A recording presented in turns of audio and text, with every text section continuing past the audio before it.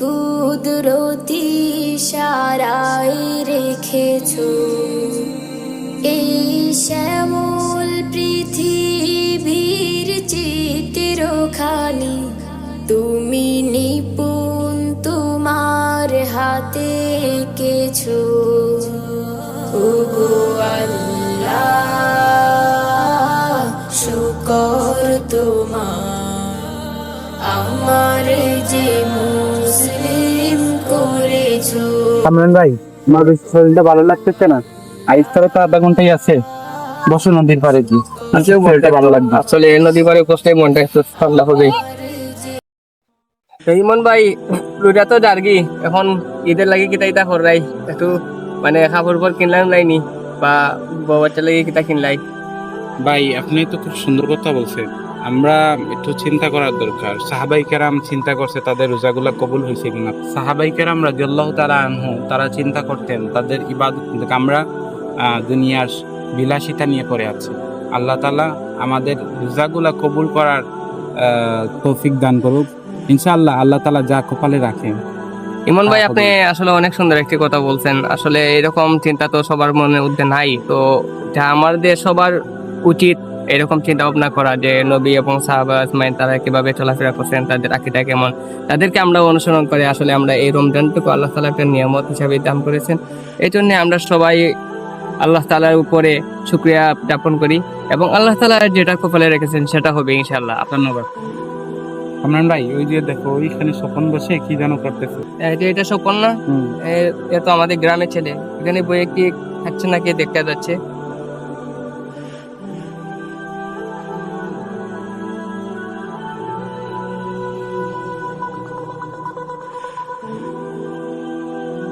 দেখাইনি ভাই, স্বপনে কিতা খাই রয়ে রোজা মায়ের দিন, রোজা রাখছে নাইনি আর দোকান ভাই ভাই আপনারা ভাই একটু ফিজিক্স দেখান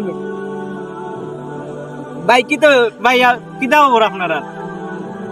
না বা আমরা কিছু দিয়েছি না, তুমি তো রোজা রাখছো নি, কেন বই আসো নি? না বা আমার না গ্যাস্ট্রিক একটু সমস্যা, ওই কারণে আমি রোজাটা রাখতে পারছি না। এমনি আজকে রোজাও রাখতে পারছি না, এমনি সব রাখছি। ভাই আপনি তাহলে ডাক্তার দেখান নাই? ও ভাই, আসলে ডাক্তারে যে ওষুধ দিয়েছে না পাই এক্সট্রা, তো একটা আর কি খালি 3 বেলা খাওয়া যায়। তো ওখানে যদি 3 বেলা খাইলে তো দুপুরে মিক্স যায়, তো মানে যদি সেরি সময় খাইতে পারবো, কিন্তু আমি দুপুরে যে ওষুধটা 3 বেলা একটা আমি খাইতে পারবো, ওই কারণে আমি আর কি রোজাটা রাখতে পারছি। তুমি এত বলে একটা কথা আছে, সেটার নাম তোমার গ্যাস্ট্রিক আছে, তো তুমি ওষুধ খাইতাই, কিন্তু রোজা রাখলে মানুষ মারা যায় না, এরকম কোনো কথা আসেনি যে রোজা রাখলে মানুষ মারা যায়, এটা কোনো মতে সম্ভব না। তখন তুমি তো মানে ওষুধটা খাইতাই, ঠিক আছে, ইফতার পরে তো ওষুধ খাইতে পারো, তাহলে তুমি রোজাটা রাখলাই না। ও ভাই, আসলে কিতা কইতাম ভাই, এগুলার ভাই কই আমার শরম দিয়েন না। তো ভাই যা হয়েছে ভাই, এলাকার মানুষ আর না আপনারা ভাই, আপনারা হাতে আসলে শরম আসলে বিষয় না যে তুমি শরমের জন্য আমাদের হাতে পাওয়া ধরতেছি, কিন্তু মেইন বিষয় হচ্ছে একটা রোজা না রাখলে কি পরিমাণ গুনাহ হয়, কি পরিমাণ শাস্তি, তুমি কি তা জানো? তো ভাই আসলে কিতা কইতাম ভাই, আমার আসলে ইসলামের প্রতি এত গুরুত্ব আসলে না। তো ভাই আমি কতদিনে অন্ধকারের করে আসলাম ভাই, আপনারা আমার চোখ করে দিচ্ছেন। তো ভাই আমি এই ভাই ফাঁস হচ্ছে না আসুন আল্লাহর মধ্যে 30টা রোজা রাখবো। ঠিক আছে স্বপন, তুমি অনেক সুন্দর একটা কথা বলছো যে তোমার ইসলামের প্রতি জ্ঞান নাই। আসলে এটা স্বাভাবিকই না থাকা, কারণ তুমি পড়ালেখা করছো না বা মাদ্রাসা স্কুল কলেজে কোনো কাছেই গেছো না। কিন্তু আল্লাহ তাআলা কোরআনের মধ্যে কইছেন না এটা, ইয়া আইয়ুহাল্লাযীনা আমানু কুতিবা আলাইকুমুস সিয়াম। আল্লাহ তাআলা এই রমজান মাস একটা মানুষের জন্য নাজাতের, বরকতের, মাগফিরাতের 10 দিন করে 3টা পর্যায়ে এটা সম্মানিত করছে। তো আমরা যদি এই রমজান মাসে যদি আমরা যদি আল্লাহ তাআলা ইবাদত করি, তাহলে একটা ইবাদত করলে 70 গুণ আমরা সওয়াব পাই। তাহলে আমরা যদি একটা আয়াত যদি কোরআনের আয়াতে পড়ি, একটা যদি হরফ পড়ি, তাহলে 10টা নেকি হয়ে যাবে, 10টা করে নেকি পাইবা।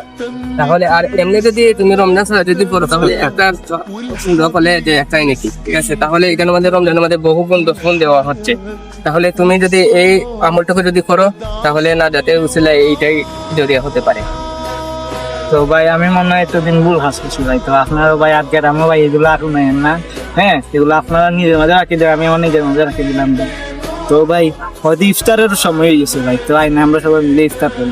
সমস্যা নেই, ঠিক আছে, ইফতার করবো অবশ্যই, ঠিক আছে। আর আজকে রাত্রি থেকে প্রতিদিন তুমি আমার বাসা, তারপরে তোমার আমি সবসময় তালিম শেখাইনি। ইমন ভাই আছেন, ইমন ভাই আর তোমার সাথে যে বন্ধু বান্ধব আছে যারা এরকম তোমার মতন যারা দুইটা রাখে না বা দুইটা রাখতে তারা দ্বিধাবোধ করে, তারা সবাই নিয়ে আইবা। আমরা ইসলামের কথা বলবো আর ইসলামের প্রতি আল্লাহ তাআলা চলে, আমরা সবাই তৌফিক দান করুক। এই জন্য সবাই আল্লাহ তাআলার কাছে প্রাণ ভরে দোয়া করা। আর এই রমজানের মধ্যে আল্লাহ তাআলা একটা নিয়ামত, একটি রমজান দিয়েছেন। এই রমজানের মধ্যে আমরা বেশি বেশি আল্লাহ তাআলা নিয়ে লাভ হাসিল করতাম, আল্লাহ তাআলা বেশি বেশি ইবাদত করতাম। এই ইবাদতের কারণে যাতে আমরা কবরে আযাবগুলো মাফ হয় এবং সেই আখিরাতে আমরা আর কোনো সময় তুমি নামাজ মিস দিবে না। আর সব সময় আমরা তোমার নামাজে, যদি আজকে থেকে আমি না সব সময় তোমার নামাজের নামে চাওয়া দিব।